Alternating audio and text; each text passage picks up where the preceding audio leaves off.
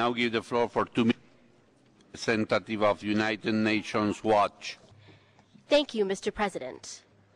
We call attention to the document that is before this Council today, NGO/117, an urgent appeal by 50 human rights activists from Iran. It reads as follows. Dear Secretary General Ban Ki-moon, dear Madam High Commissioner, shocked and anguished by the tyranny, oppression, and gross human rights violations perpetrated by the Islamic Republic of Iran since the fraudulent June elections. Recalling that the Universal Declaration guarantees the right to life, liberty, and security of person, and the democratic right to participate in genuine elections, and prohibits torture and cruel, inhuman, or degrading treatment or punishment, arbitrary arrest, and detention.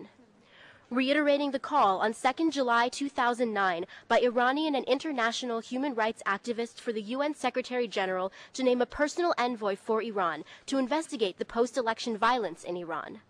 We hereby call upon you to lead the United Nations and the international community in convening an urgent and immediate special session of the UN Human Rights Council on the grave violations of international human rights law in Iran since the fraudulent June elections, and, in that context, for the Council to establish an independent, international, and impartial commission of inquiry to investigate, first, the complicity of Iran's senior leadership, including Supreme Leader Ayatollah Ali Khamenei and President Mahmoud Ahmadinejad, in perpetuating massive election fraud, followed by the brutal arrests, beating, and killing of peaceful demonstrators by the Basij and other government forces, including the deadly 20th June 2009 shooting of 27-year-old Neda Agha Soltan.